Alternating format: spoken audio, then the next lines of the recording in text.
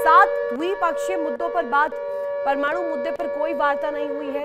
यानी कि अभी भी ये जो पेच है ये अटका हुआ है। साफ स्पष्ट तौर पर कहा है कि इतनी दौर की बातचीत हो चुकी है और पाकिस्तान जो कि मीडिएशंस कर रहा है उसको भी इस बारे में अवगत करा दिया गया है कि परमाणु मुद्दे पर कोई वार्ता नहीं होगी।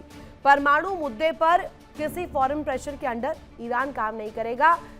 सांसद इब्राहिम अजीजी ईरान के जिनकी तरफ से ये बड़ा बयान दिया गया। वीएन झा सर, ये वही वाली घड़ी है ना कि अभी आगे ना जा सकते हैं ना पीछे जा सकते हैं।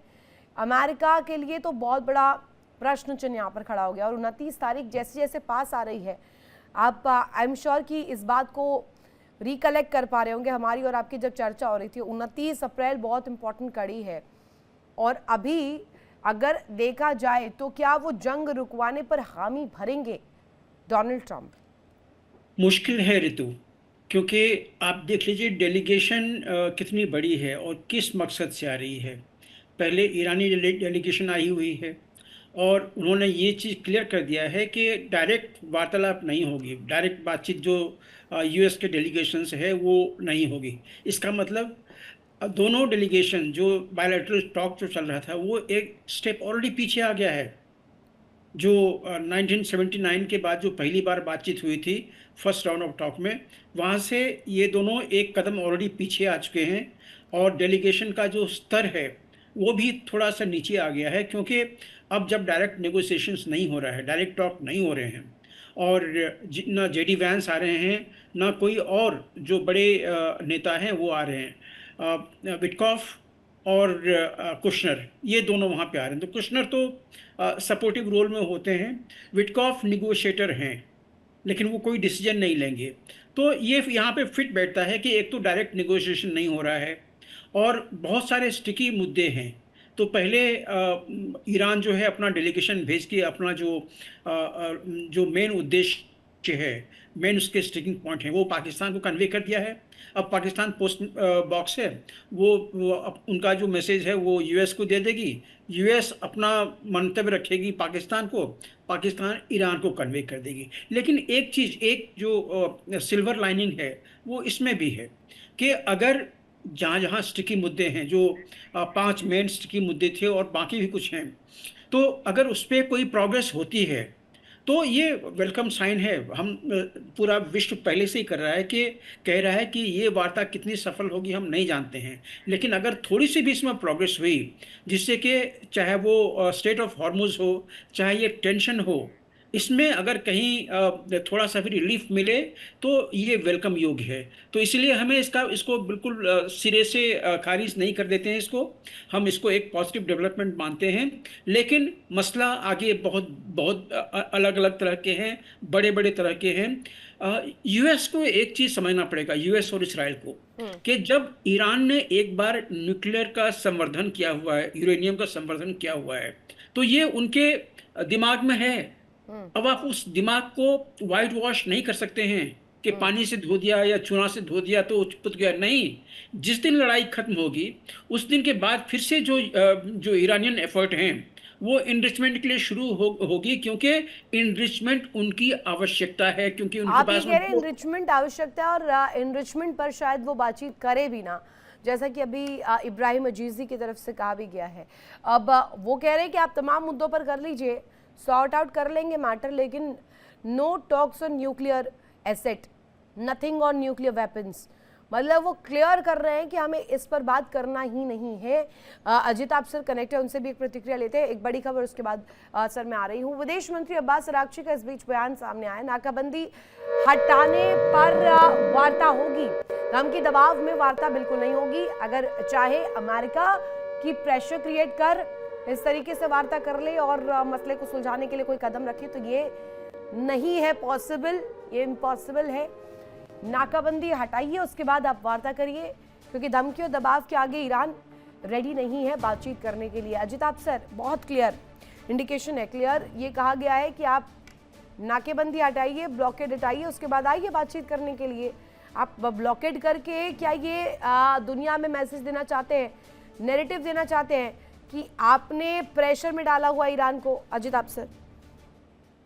देखिए ऋतु जी, ये ये डबल वहमी कहते हैं ना, दो धारी तलवार, वो है।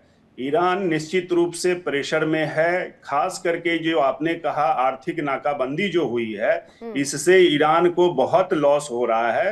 राष्ट्रपति ट्रंप के अनुसार 500 मिलियन डॉलर का डेली का लॉस हो रहा है।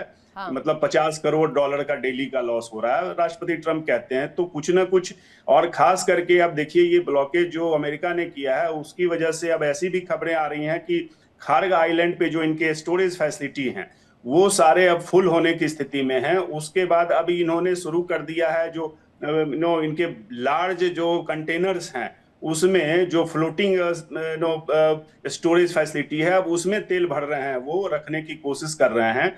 वो भी भर जाएगा, वो बहुत लिमिटेड है ऑफ कोर्स उनके पास। तो या तो उनको अपने प्रोडक्शन फैसिलिटी ईरान को बंद करने होंगे, तो ये और भी ज्यादा लॉस आगे के लिए होगा। तो ये इस एक तरह से मुझे लगता है जो अरागजी का स्टेटमेंट आपने अभी कहा कि नाकाबंदी और इसमें बातचीत नहीं हो सकती, पहले वो खोलिए, एक मिक्स सिग्नल है कि बातचीत तो वो चाह रहे हैं, लेकिन अब शर्तें, चूंकि बहुत सारी चीजों में निश्चित रूप से ईरान अब एडवांटेज की स्थिति में है, तो उसमें वो ज्यादा से ज्यादा बार्गेन लेने की कोशिश कर रहा है, क्योंकि न्यूक्लियर फील्ड में भी वो पहले से आगे बढ़ चुका है। अब इनरिच्ड यूरेनियम उसके पास 60% वाले भी हैं। उसके अलावा आप इधर हॉर्मुज का हथियार भी उसको मिल चुका है। तो कई चीजों में अमेरिका को थोड़ा प्रेशर लाने की स्थिति में है। इसीलिए बार बार आप देखिए ये बढ़ाते जा रहे हैं, सीज फायर एक्सटेंड। इनकी भी मजबूरी है, अमेरिका की भी मजबूरी है और उनकी भी है। लेकिन मुझे लगता है कि ये जो अभी विजिट हो रही है निश्चित रूप से ये एक पॉजिटिव साइन है। कुछ ना कुछ पर्दे के पीछे बातचीत चल रही है और इसका कुछ तो पहली दफा भी हुआ था। पॉजिटिव तो फर्स्ट टॉक्स में भी हुआ था। पॉजिटिव तो हमने ये भी देखा था जब बीच में बातचीत को लेकर रास्ता बना था कि दूसरे दौर की वार्ता में भी चीजें सॉर्ट होंगी, लेकिन वो हो नहीं पाया। और अब यहाँ पर एकाएक इस तरीके की बड़ी हलचल हम देख रहे हैं। एक बड़ी खबर, उसके बाद Dinesh sir, I am coming to you. Iran विदेश मंत्रालय का दो टूक जवाब सामने आया है। जवाब ये कि यूएस से वार्ता का कार्यक्रम नहीं है। अरागची के दौरे पर ईरानी जो इस वक्त बयान सामने आया विदेश मंत्रालय का, जिसमें अमेरिका से वार्ता का कोई इरादा ही नहीं है। We are not ready to talk. अभी ब्लॉकेड के साथ इस पॉसिबिलिटी को आप नहीं देख सकते कि अगर ब्लॉकेड है तो आप बातचीत कर लीजिए। दिनेश सर, बहुत क्लियर है, चाहे अरागची को आप उठाइए, विदेश मंत्रालय को ईरान की उठा लीजिए, एक ही बयान है कि इंतजाम आप जो कड़ी कर रहे हैं ब्लॉकेड लगाकर, इसके साथ साथ आप चाहेंगे कि मेज सजा लीजिए बातचीत की, वो नहीं हो पाएगा। देखिए मैडम, जैसे डॉक्टर साहब ने बता दिया है कि ये जो ब्लॉकेड है, नाकेबंदी जो है, ये ईरान के लिए एक बहुत बड़ी प्रॉब्लम सी क्रिएट कर दी गई है। बाकी डिटेल में उन्होंने इसके रेमिफिकेशन बता दिए गए हैं। तो ये सब जाहिर करता है कि ईरान अपने आप को स्ट्रांग दिखाते हुए भी अंदर से वो बातचीत करना चाहता है, क्योंकि उसके ऊपर आर्थिक संकट जो है बहुत गहराया हुआ है। लेकिन वो आउटवर्डली जो है वो अपने आप को कमजोर नहीं दिखाना चाहता है। जो बार बार हम सुबह से बातचीत कर रहे हैं, ईरान का जो फॉरेन मिनिस्टर है वो सिर्फ एक विजिट नहीं कर रहा है पाकिस्तान, ओमान और रशिया के लिए। इसके अंदर जो है मल्टी लेयर्ड जो है उनके एम हैं, जो कि मैं पहले बता चुका हूं कि वो क्यों जा रहे हैं। Otherwise all of a sudden जो है 3 देशों की जो विजिट जो है उसका कोई ना कोई तो मायने है।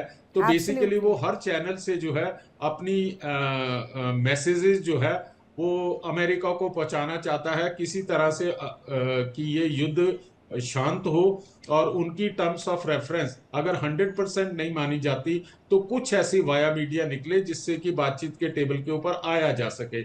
इस समय जो है ईरान की जो है सबसे बड़ी प्रॉब्लम है कि वो चाहता है कि उसके ऊपर से सैंक्शन खत्म हो, उसे युद्ध का भी डर है, उसको और रिलेटेड जो प्रॉब्लम है उसकी वो भी है, और वो भी हार्ट ऑफ हार्ट वो जानता है कि वो अब इस पोजीशन में नहीं है कि वो ज्यादा दिनों के लिए जो है इस प्रकार का नाकाबंदी और अगले स्टेज का जो है युद्ध सहने की उसके अंदर अब क्षमता नहीं है। दूसरी तरफ आप अमेरिका को देख लीजिए, जो नया जो उसके अंदर से एक पॉइंट निकल कर आता है कि अभी तक तो बातचीत हो रही है कि अमेरिका के ऊपर भी बहुत प्रेशर है, चाहे डोमेस्टिक प्रेशर है चाहे इंटरनेशनल प्रेशर है, और वो ग्रेसफुली जो है यहाँ से निकलना चाहता है। लेकिन इसके पीछे और जो जियोपॉलिटिक्स रीजन है वो भी काफी मुझे लगता है कि यूनाइटेड स्टेट अब समझ रहा है रशिया की क्या चाले चल रहा है, वो आर्थिक तौर के ऊपर जो है मजबूत हो रहा है, जो कि युद्ध से पहले उसके ऊपर सैंक्शन और उसका तेल नहीं बिक रहा था। चाइना इस समय जो है ईरान को जो है पूरी तरह से लॉजिस्टिक और आर्म्स अम्यूनिशन जो है सप्लाई कर रहा, और चुपचाप एक म्यूट स्पेक्टेटर की तरह वो चाइना दिल के अंदर खुश हो रहा है कि किसी तरह से जो है इस युद्ध के अंदर अमेरिका उलझा रहेगा, उसकी इंटरनेशनल जो साख है वो डाउन होगी और वो अपना इन्फ्लुएंस बढ़ा लेगा। दूसरा जो है डोनाल्ड ट्रंप साहब का जो नाकाबंदी के बाद जो है वो भी एक चाइना को संदेश देना चाहते हैं, क्योंकि जैसा खबरों में आ रहा है कि वो अगले महीने जो है चाइना के अंदर विजिट करेंगे, तो वो भी अपनी पोजीशन जो है अपने आप को स्ट्रांग दिखाना चाहते हैं। तो ओवरऑल अगर मैं सम अप कर सकता हूं तो ये है कि दोनों के दोनों देश जो है वर्ल्ड के सामने अपने आप को स्ट्रांग दिखाना चाहते हैं, पर अंदरूनी वो तौर के अंदरूनी ऊपर तौर दोनों पर अभी लड़ाई अंदर खाने चली रही है। एक बड़ी खबर उसके बाद वीएन जहाज सर आपके पास आ रही है, सवाल इसी से जुड़ा हुआ है मेरा। इस वक्त खबर ये कि यूएस ईरान वार्ता से जुड़ी जानकारी मिल रही है। इस्लामाबाद में अफसरों से मिलेंगे अरागची, दूसरे दौर की वार्ता को लेकर यहाँ पर जो रुख है प्रयासों पर चर्चा करेंगे। अमेरिका से वार्ता नहीं होगी, ईरान का ये पक्ष है और ये ही बैक टू बैक तस्वीर आ रही है।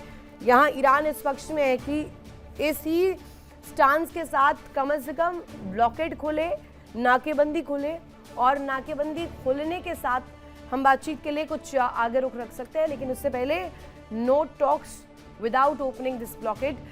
वीएन जहाज सर, ऐसा भी तो हो सकता है कि यहाँ पर कोई ऐसा प्रयास हो। एक बड़ी खबर और यूएस ईरान वार्ता से जुड़ी खबर आपको बता रहे हैं, यहाँ पर इस्लामाबाद में अफसरों से अरागची मिलेंगे।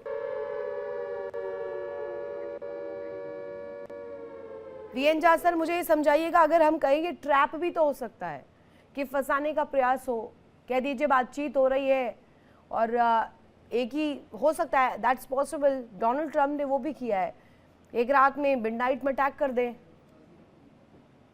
जी हाँ, ये सारे पॉसिबिलिटीज हैं, लेकिन इन सारे पॉसिबिलिटीज के बावजूद भी जो महाभारत का या गीता का जो स्टेटमेंट है कि अगर किसी भी कीमत पे पीस अगर स्टैब्लिश की जा सके तो वो वेलकम है। और यहीं पे अगर मान लीजिए, देखिए अभी जो फिलहाल जो हो रहा है ये तो रिट्रोगेट स्टेप है, इसमें कोई दो राय नहीं है। जहाँ पे पहले राउंड में फेस टू फेस बात हुई थी, वहाँ पे अब दूसरे राउंड में वो चीज़ नहीं हो रहा है, अब ये इनडायरेक्ट बातचीत हो रही है, तो ये रिट्रोगेट स्टेप है।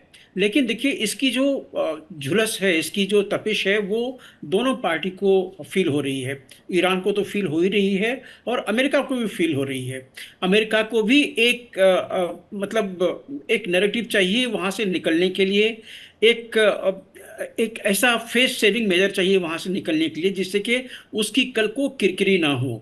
खास करके अभी ट्रंप जो है वो काफी ट्रबल वाटर में है, हो काफी ना हो, लेकिन बेंजामिन नेतन्याहू ने तो इशारों में कह ही दिया ना कि हमें तो बस ग्रीन सिग्नल का इंतजार है, अमेरिका एक ग्रीन सिग्नल दे और हम फिर उसके बाद दिखाएंगे मिडिल ईस्ट में हम क्या कर सकते हैं। बिल्कुल बिल्कुल। तो वो इसराइल जो है वो अपॉर्चुनिटी अभी भी खोज रहे हैं और ट्रंप ने भी इसको डिनाई नहीं किया है। ट्रंप जानते हैं आपके काफ़ी अनरिलायबल पर्सन हैं, उसके स्टेटमेंट पे आप नहीं जाइए। हो सकता है कल को वो एक स्टेटमेंट दे दे या आज ही एक स्टेटमेंट दे दे कि I will not accept the present situations of the stalemate, और वो अटैक कर दें ईरान के ऊपर में। तो ये सारी चीज़ें पॉसिबल हैं, लेकिन ट्रंप भी जानते हैं कि उनका भी क्षति हो रहा है।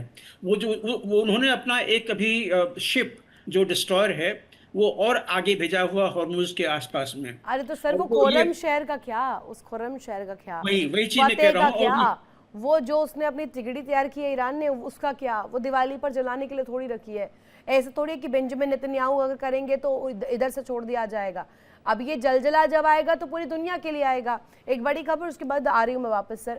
फिलहाल इस्लामाबाद नहीं जा रखे हैं उपराष्ट्रपति जेडी वेंस, ये जानकारी मिल रही है। जेडी वेंस का शांति वार्ता में शामिल होने का प्लान अभी नहीं है, ये इस वक्त की सबसे बड़ी खबर है। जेडी वेंस इस शांति वार्ता में शामिल नहीं होंगे, यानी कि फिलहाल इसे कहा जाए तो अभी उनका ये दौरा कैंसल्ड है अभी, या ये पोस्टपोन किया है।